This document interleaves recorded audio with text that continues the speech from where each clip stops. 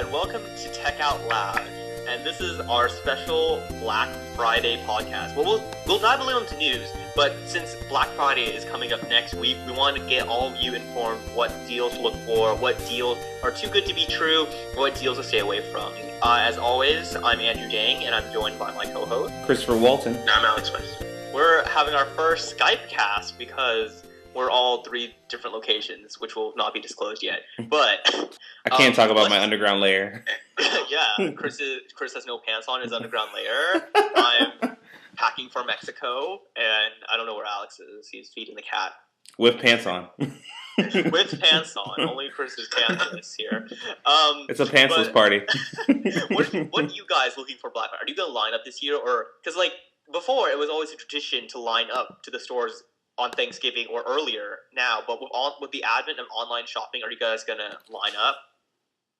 I mean, I think I am. I mean, I wouldn't say line up, but I'm still going to go to the store. Like, I know Seagate, for instance, is selling 2 terabyte external hard drive for $100. I think I'm going to go definitely pick that up. Let's definitely talk about this. Black Friday, you guys, perfect opportunity to just stockpile on hard drives and flash drives. Like, this is the perfect opportunity. All the Black Fridays, I can get 8 gig flash drives for like $5 a piece at Office Max. It's just like a steal. They want you to steal them. Pretty much. I think Black Friday is the best time to go pick up something that you've been putting off for a while and you think you can get a good deal, then I would pick it up right then and there.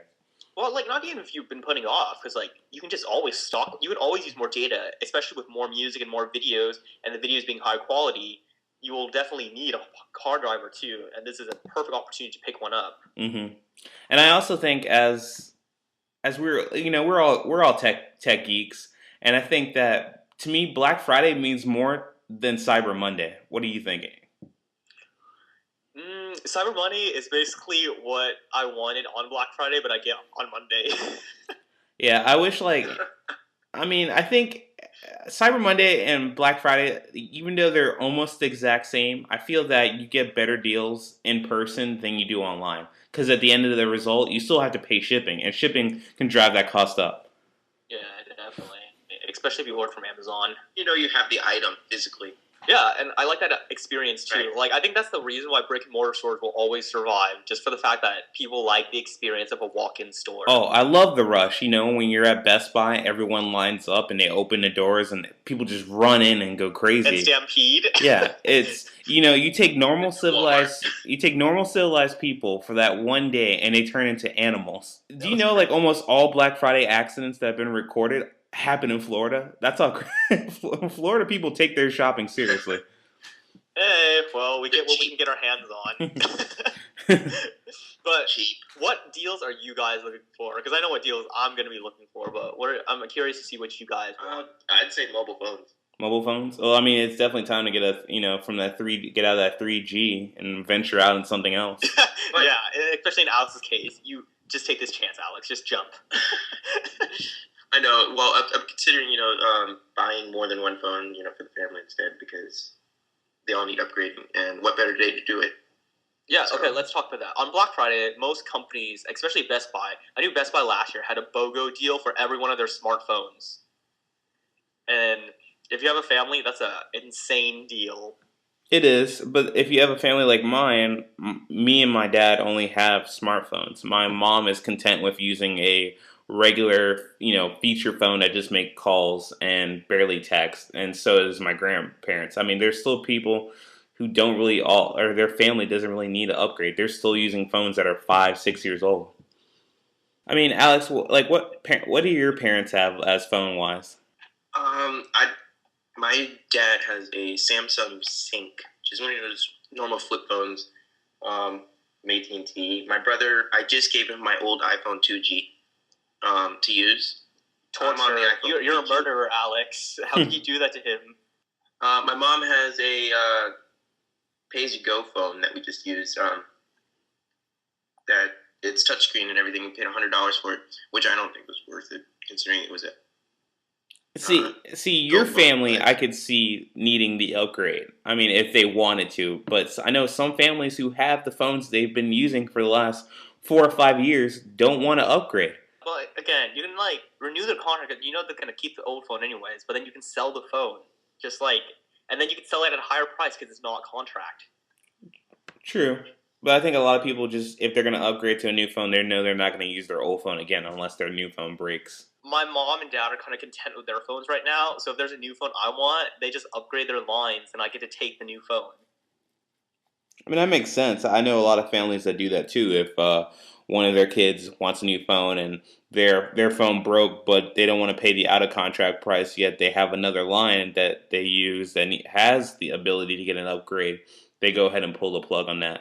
Subject, but what phones are you getting? We all agree that if you're on an iPhone 4 now, stay with it. Don't go to the 4S yet. Just wait for the 5, right? Yes, definitely. But if you're if you're a first-time iPhone buyer or coming from a 3GS or lower, just jump on the 4S. Just might as well go all the way. Yeah, you might as well just grab and reach the phone for its full potential. Yeah, and then that's the thing. Like, even though like you have the iPhone 4S for $199 and the iPhone 4 for $99 and the 3GS for free now, but you have to think long term. You're stuck in that contract for 2 years, and $100 off an iPhone 4 isn't really that much when you're paying $2,000 in the 2-year contract. And then down the line, if you want to upgrade that iPhone 4, you're going to get less money for it when you try to sell it back. You also have to take in consideration if you're getting a iPhone. Let's say if you're picking up an iPhone 4 and you're signing up for a 2-year contract, you're getting pretty much Apple's giving you. I think they've already been supporting the iPhone 4 for the last 2 years, and now that the 4S is out, they'll still support it. But when that 5 comes out, you have to understand that you might not get any upgrades anymore, as they slowly are going to start pushing your phone out to being obsolete. So if someone who's coming into the iPhone market right now, I would say jump on the 4S. Or if you have, if you're someone like Alex who has a 3G, definitely pick up a 4S because it's definitely going to be worth it down the road. Yeah, and then if you buy 4S now and the iPhone 5 does come out in a couple months, your 4S is still worth a pretty hefty amount. So you can charge a premium for selling it if you keep it in good condition. Especially if you unlock it too, you're doubling your price. You're not doubling it, but you can add an extra 100, 200, especially if you claim you unlocked it. Mm-hmm. But then Android phones. Let's talk about that because there's so many Android phones these days. Chris and I were talking about this. Like before, it was easy because T-Mobile had the G1, and then they came out with Magic, and that was like super easy to keep track of. Now you have like HEC who's shelling on an Android phone every day. Yeah, you had Verizon with the first Droid. Yeah, you have Motorola, their Droid campaign, shelling out phones every month. You had AT&T with its first Android phone, and you knew they only had one, so obviously you knew all the Android phones, and that was like about, I would say, what, a year and a half ago? Yeah, like not even a year and a half, like maybe like 8 months ago, because. No, because it's been longer. Keenan's had his G1 for a year, or 2 years, 2 years now. Yeah, our friend Keenan was an early adopter of the G1. Mm-hmm. I played the G1 for a bit, but I still was a Windows Mobile fanboy back then. Yeah, I still like the iPhone, but to the fact that I love how Android is persistent in the phone market, yet they lack the persistence and dedication and drive to pumping out software updates for all their phones. Yeah, let's talk about it. So if you're looking for an Android phone, I think there's only 2 contenders. 3 maybe. Okay, so you have the Motorola Razr, which there's really no appeal to it, in my opinion, unless you just want to brag to your friends that you have the thinnest phone available. You know that Razr is thinner than an iPod Touch? Yeah, and I've been seeing a lot of good press and commercials for it that are really pumping this Razr phone. Yeah, but like it feels sad because the moment the Razr was released, it was already outdated. Because then you also have a phone called the HTC Resound, which is almost double the thickness. Is that the one with Beats audio headphones? Yes. Yeah. It's the first American HTC phone with Beats audio. Yeah, and it comes with a free pair of Beats headphones and Beats audio built-in. I think a lot of people would get that over the Razr. Yeah, first of all, you have that. And then on a hardware perspective, it has a 720 high-definition screen. If you ever looked at that screen, it blows you away. Like, you didn't know they could shove so many pixels in that small space. Like, to put it in perspective, Apple calls their iPhone 4 and iPhone 4S the Retina display, which basically means they have 325 pixels per inch, so your eyes can't see anymore. But they achieve that because they have a small screen but pack a lot of pixels in it. HTC has a a huge screen, almost half an inch larger than the iPhone 4S, but they have a 340 pixel per inch. So you have a higher pixel density in the iPhone 4, but a larger screen too. So that it's just the best screen I've ever seen in my life. But even that is sad. I mean, that phone is so great, but then it's already outshone by Google and Samsung by releasing the Galaxy Nexus. It has the same 720 screen, a little bigger, but it's still a 720 display. And the main appeal of it is that it's a pure Google device, so you always get updates timely. And if we learn anything about Android phones and Google, it's that you want to get a phone specifically made by Google because you know you're going to get support and updates for it constantly. Yeah, if an update comes out, you're going to get it the day of or the next day. Whereas if you got the HTC Resound and the next version of Android come out, you might not get it until like maybe 6 months, 7 months later after that version came out already. So that's the downside to buying any phone that's not a Nexus phone. And Black Friday is also a great time to buy computers, but I think you should really stay away from netbooks. What do you guys think? Because I mean, if they're $100, maybe just pick one up for the fun of it, but stay away from netbooks. I don't think I would recommend netbooks for They it. really don't do much. Yeah, I mean, I know a lot of parents that try to buy their kid a netbook that are going to college or that are in high school or middle school because they're looking for the cheaper alternative. But down the road, if your kid needs to do projects or any other activities on their computer where they need a CD player or any other software, you have to get the USB or have it download over the air. I mean, the netbook is so slow, and a lot of them are lacking power. I would say if you're going to go down the netbook range for your son or daughter or any family member, I would suggest pick up a MacBook Air, in my opinion. Well, I mean, I remember a couple Black Fridays ago, I walked to a store and there was this Acer netbook that was only $110. That's like impulse territory for a computer. Like, no matter how weak that netbook is, you can't really complain when you're paying $110 for it. True. I agree, because... Oh, go ahead. I mean, it's a computer for $110. Whether it can only just surf the internet and that's it. I mean, it's $110. Yeah, and this is before the whole tablet scene was there. I mean, that was incredible. But now tablets are amok, and I know I'm kind of conflicted right now what tablet I want for Black Friday, because we have the iPad, obviously, but that's really overpriced in my opinion. And then you have Amazon's Kindle Fire, which is for $200. You get a pretty nice tablet. And then you have the Barnes & Noble Nook tablet, which is $50 more expensive, but it has a better screen. It has double the amount of RAM. It has double the internal storage. Allows you to put an SD card slot in it. And, I mean, it has a much nicer design, in my opinion. And I think this is what I'm thinking, how it's going to go down. If people who have a Nook or a Nook color, they're going to go, obviously, I think they're going to go for the Nook tablet. People who've had the Kindle for over the years and have wanted something more, this is their chance to pick up the Kindle Fire. And people who are looking for something to get into, as far as, should I get an iPad, a Kindle Fire, or a Nook tablet, it's going to come down to price. Everything comes down to price. And I think the Kindle Fire offers a lot of good things for a cheap price. That's $50 cheaper than the Nook tablet. But I'm afraid that when people buy the Kindle Fire, it's going to be kind of limiting because you only have 8 gigs of onboard storage, which 2 gigs of that is taken up by the Android OS, so you only have 6 gigs in reality. And then they expect you to stream everything, but yet they don't include a 3G version of this tablet. I look at the Barnes & Noble Nook tablet, $50. If you're already willing to pay $200 for a tablet, I think you can muster up a little $50 extra for a slightly faster, better screen. And that's the main draw, a better screen. A tablet is all about the screen, and having the best screen really matters. I don't think a tablet's all just about screen. I think it's also about the capabilities and also the OS and what kind of apps they're offering. But it's just like a laptop.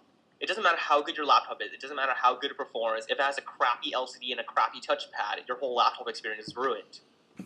True. Same thing I feel with a tablet. if the iPad didn't have such a good IPS display, no matter how fast it was, no matter how many apps it did, if it had a terrible screen, it would flop. Yeah, you're right.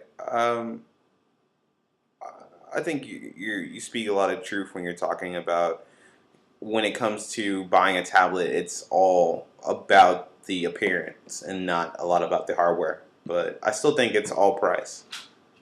Yeah, I mean, definitely the 200 will draw more people in, but I'm just worried that when they buy the $200 tablet, they might not be satisfied with it in the long run.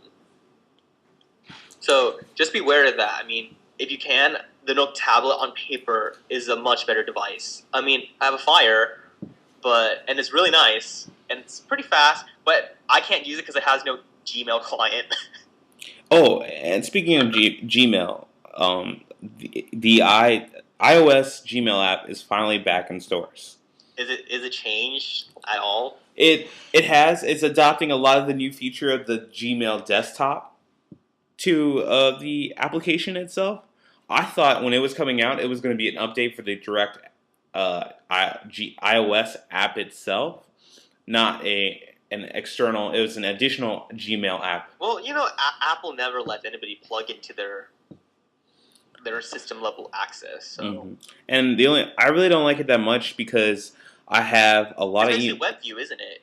Yeah, it is, but I have a lot of email accounts and I want to manage all of them, and it doesn't really give you that option to manage multiple accounts. And that's hard for us because we have personal accounts, we have business accounts, and we want to definitely manage those and be on top of them. Mm-hmm.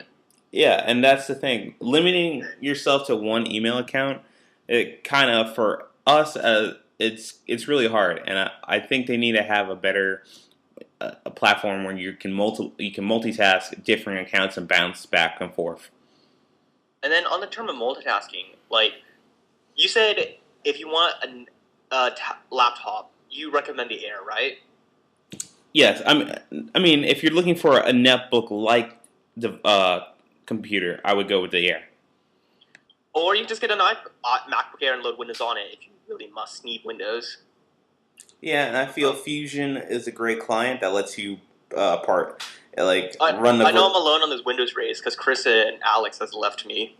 I mean, I use Windows all the time if I'm on my main computer at the house. But when it comes down to being mobile, I'm using Windows right now. Yeah, Alex, tell us why you're using Windows right now. To record this podcast, okay? Exactly, because there's Mac no can't do it. Mac. Oh, burn. Oh, well, I'm actually recording this podcast on my MacBook. So touche, Andy. Touche. But I got it. Okay. I missed my opportunity to preach about phones on Windows Phone. If you're looking for a Windows Phone on AT&T, the Samsung Focus Flash is only $50, and it's a super solid phone. Just putting it out there. And if you're on T-Mobile, the Radar is only $100 too. So, just saying. So if you're really desperate and have no other options and alternatives, and all your phones that you want are all sold out, Andy has some great Windows phones for you to pick up. Hey, they're a lot smoother than Android phone will ever be. True. Maybe not the Nexus. The Nexus is pretty smooth, but I'm definitely. Oh, go ahead. Yeah, for $50 for iPhone-like smoothness, that's a pretty nice deal, and you're always guaranteed updates with Windows Phone. True. Even being the Apple fanboy that I am, I'm really interested in picking up a Galaxy Nexus. Yeah, here's another question, though. Why are you interested in picking up a Galaxy Nexus? I'm really curious now. I mean, I just want to break away from the norm of being tied down to the same screen and layout and notification systems that going from an iPhone 4, which is a 3.5-inch screen, to a Galaxy Nexus, which is a 4.6, you're gaining about an inch of real estate diagonally. You think that's going to be like a learning curve for you? I mean, I really want a bigger screen. I'm tired of squinting a lot at my iPhone, and that's when it comes down to it, in my opinion. It's just, I'm tired of it, looking at a small screen. I want a bigger screen. Not so much that it's a ridiculous size like the Evo, or... Well, this is bigger. The screen on the Galaxy Nexus is 0.3 inches larger than the Evo. Is it? Yeah. I mean, from what I've seen on the pictures, it looks pretty small. So, I mean, It's because it's super thin. It's the same thickness about an iPhone 4, but the screen is about an inch bigger. Well, then I think I still have to pick it up and really put it on because before I know I talked to you, Andy, when I was making my choice between an iPhone 4 or a Samsung Captivate because the lack of Android phones on AT&T's network. It was I thought it was a really good competitor, but when I came down to the decision, I chose the iPhone 4 because I wanted a phone that's going to be constantly supported with updates. I mean, the Captivate's still supported, just kind of late. Like, if you won't get it right away. You've been quiet, Alex. What is your take on screen size? Bigger the better. Really? So, would you like a Samsung Galaxy Note? I would. That's a phone with a 5-inch screen. That is amazing. And being someone who loves Apple so much, just because of screen size when it comes to phones, I might actually switch over. Really? From Apple. So yeah. If you're on AT&T, if you're on AT&T, the HTC Titan Windows Phone is 4.7 inches. Go big and or go for the record, the Samsung Captivate, which something Chris was considering before he made his choice for the iPhone 4, is now a penny with AT&T. So yeah, but again, I mean, they're still supporting the Captivate, but I mean, if you look at how long they're going to support it, that phone's been out for what, 2+ maybe 3 years now. No, not even. That phone's only 1 year old, Chris. Like, it's hard to imagine, but the Galaxy S series for America just came out last year in June. And in a year and phone talk is so long. Yeah, definitely. Like a year ago, we wouldn't think that dual-core processors were possible, and now we're talking about quad-core processors coming at CES 2012. Exactly. It's ridiculous. The pace that this industry is going in is. Do you think they can keep the momentum? They need to come up with new battery technology. That's all I'm saying. Like, if they're gonna shove more cores into my phone, they need to have a more efficient battery. Yeah, I mean, everything that I have right now, my iPhone, from all the phones I've had previously that were non-smartphones, they've all had great battery life, and that's a big part in choosing a phone for me is your battery life. You know, what services does this phone provide? How is it set itself aside from all the others? You know, these are like very key features, and since we're going into like these new, we're getting into the new line of LTE and 4G phones. These phones are great and powerful, but the battery supply life sucks, and you have to constantly either be next to a charger or have a backup battery ready to go. And that's getting hard to do, especially with the Motorola Razr when it doesn't have a replaceable battery. Exactly.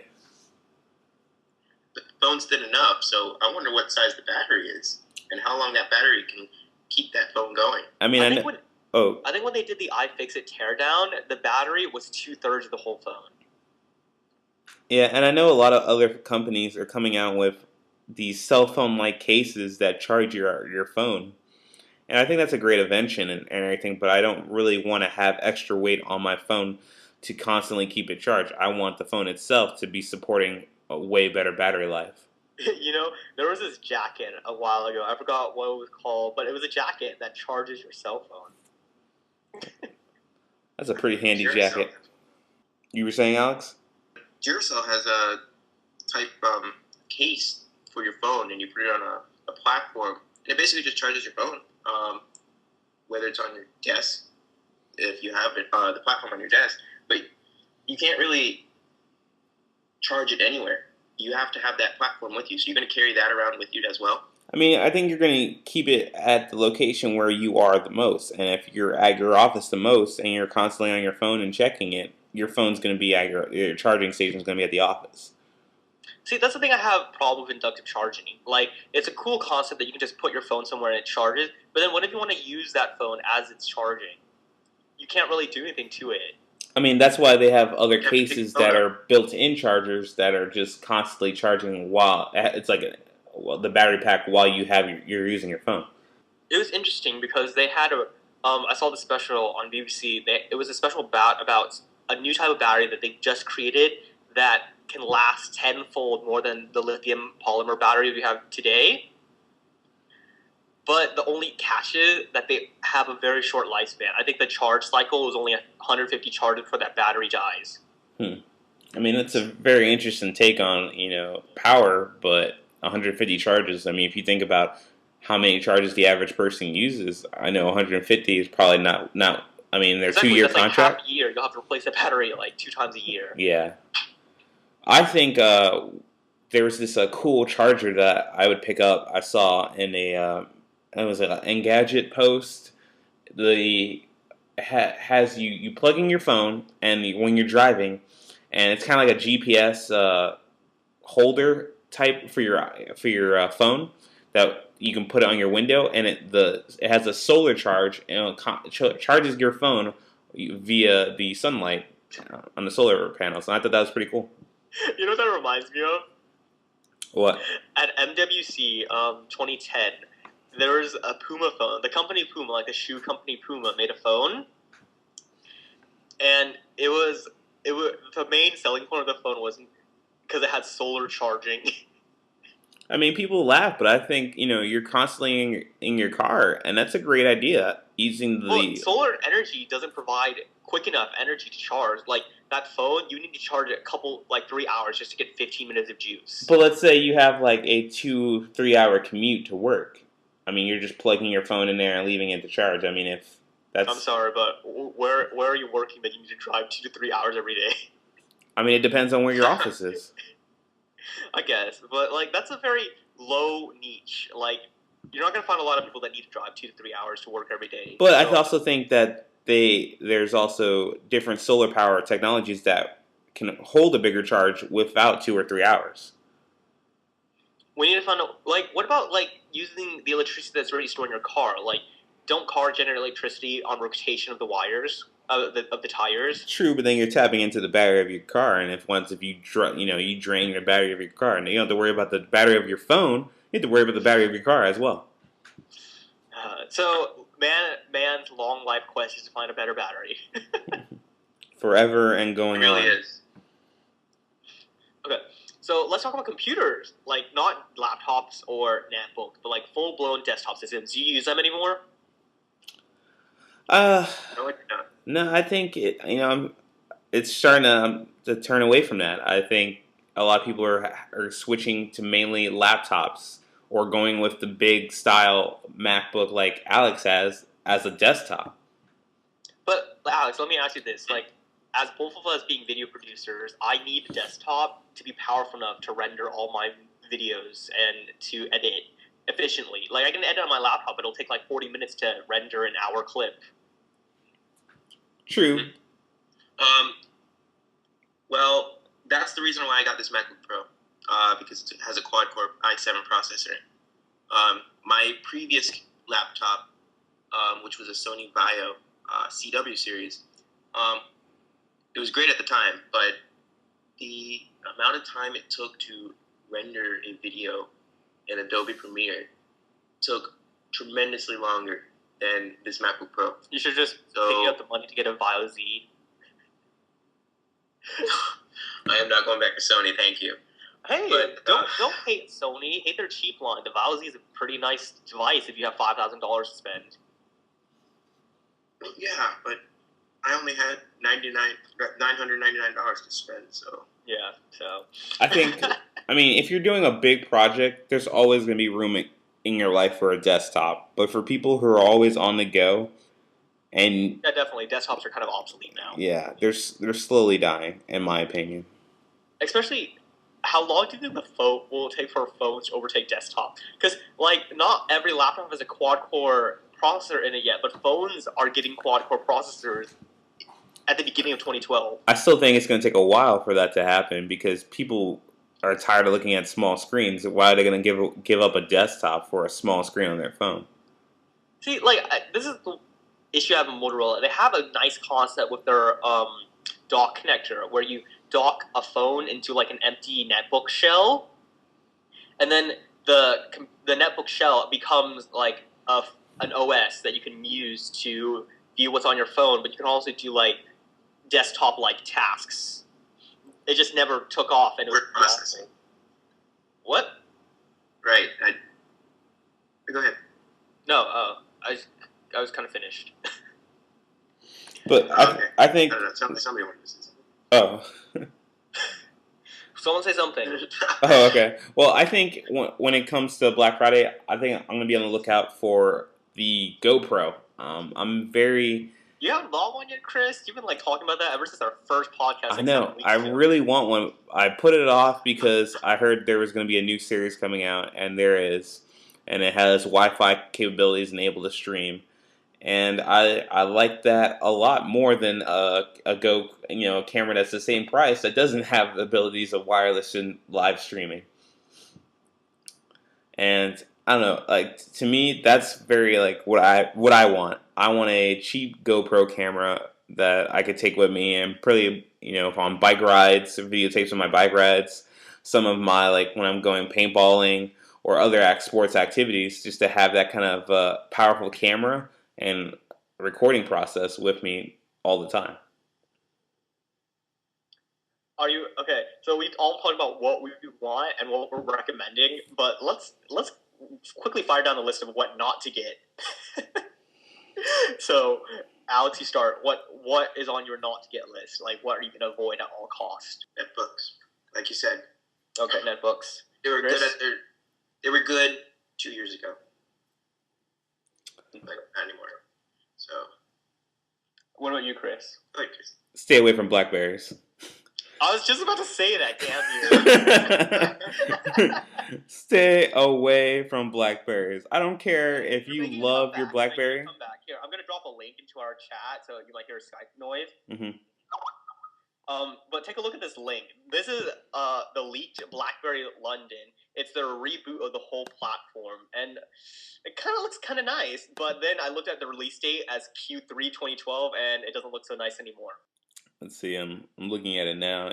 It does look promising, but I really wouldn't pick it up. I mean, it looks like a beautiful phone. I'm not gonna lie. Yeah, it looks like the first attractive BlackBerry phone I've ever seen in my life. I mean, it's way better than that thunder lightning bolt crap they've tried in a while. So yeah, stay away from BlackBerry, stay away from netbooks, any computers to stay away. I typically stay away from Toshiba and Acer unless you can get it sub 400. My favorite thing is saying used to be it's like stay away from Gateway. Don't hurt them; they're already dead. Oh man. Speaking of Acer has the Acer Iconia, which is a tablet that's usually running about $350. On Black Friday, it is going for $180. So that's pretty much a $150 price drop. I still get the Kindle for a Fire tablet that's running. On that note, I mean, if you could find an HPC a touch tablet and all that Black Friday mess, I would totally pick one up for like if it was from instead of $100, $50. I still get a Kindle Fire. You know what I think is still overpriced and it's been out for a long time?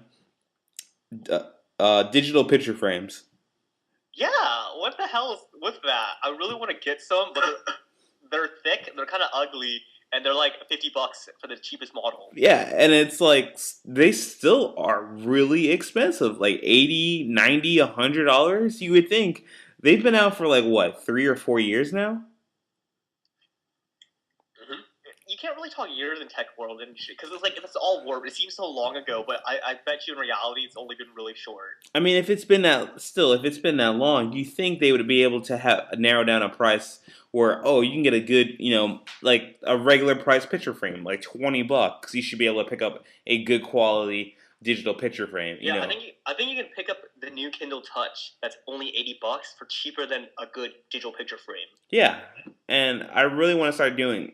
I love old-fashioned picture frames, but now that you have the capability of putting maybe like 2 gigs or, whatever you can fit like on a thumb drive and then have all those photos just constantly streaming, that's a pretty cool new photo album. The problem I have that is I would want to hang it on a wall and then I'd have to drag the power cord somewhere. Yeah, I think that would be really cool, like a wall-sized picture frame that's digital. I haven't seen that yet, but I would really pick one up. Yeah, I'm waiting for that. It'll be the key thing in my minimalist apartment. Okay, so let's quickly summarize this. To get the Galaxy Nexus, iPhone 4S, any Windows phone on AT&T. Mm-hmm.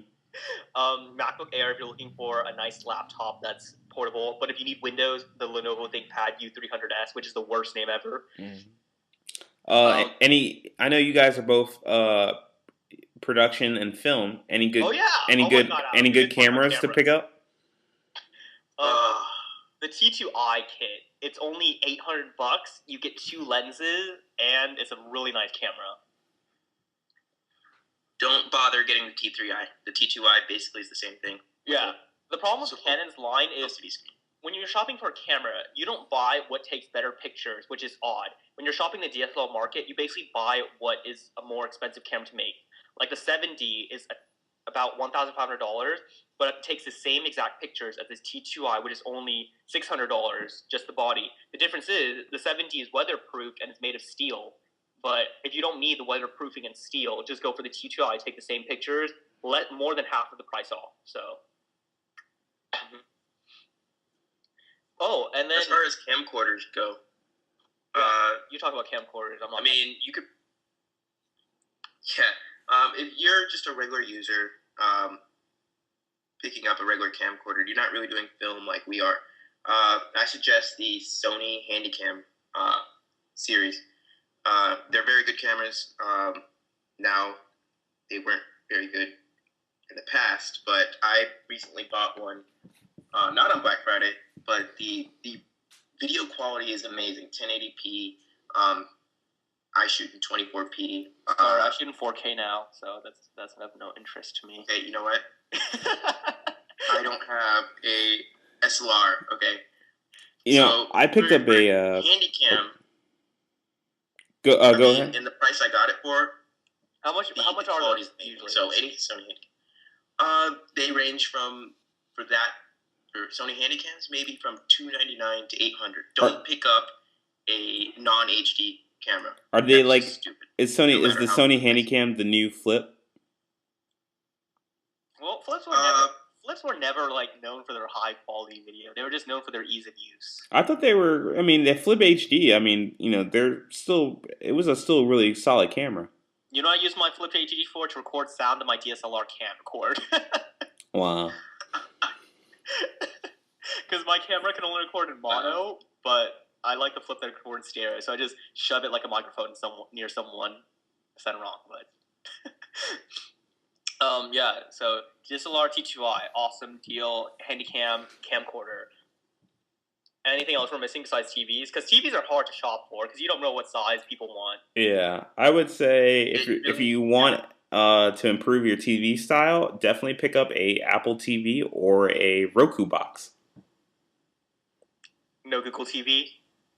I mean, it's all TVs. I think they're all personal preference. You have to go there and see what size you want, how it fits. I mean, that's all on the consumer itself. I don't think any person can really judge and tell them what it's a good TV.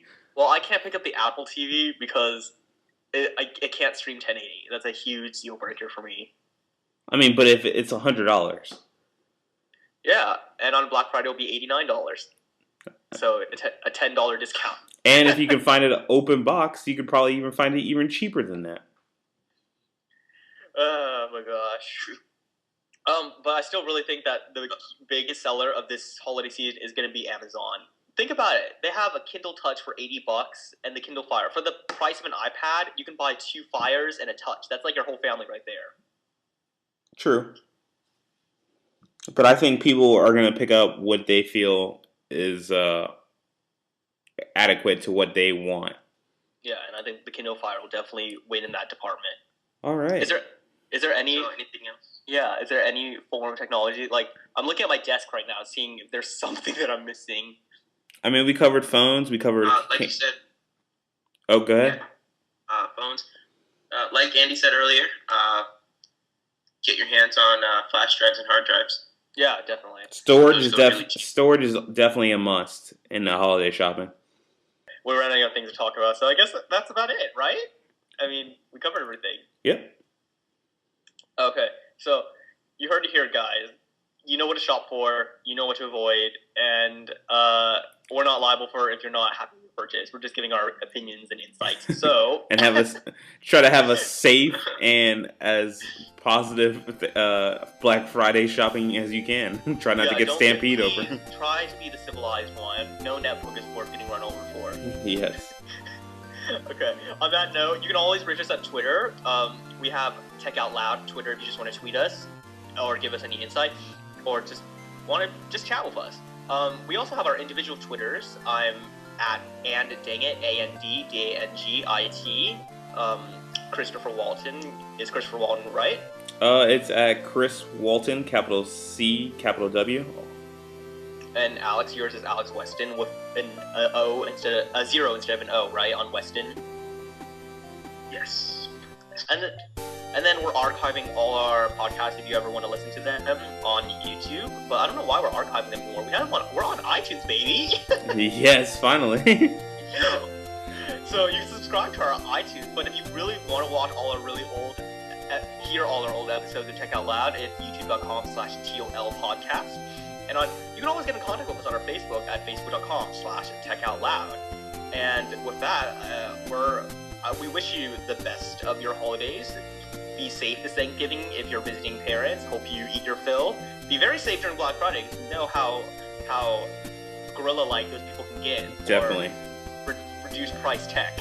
So please be safe there. We're hope to see you next week. And with that, I'm Andrew Dang, I guess. And I'm always accompanied by my co-mates. Christopher Walton. And I'm Alex West. With that, thanks for tuning in, guys. We'll see you next week.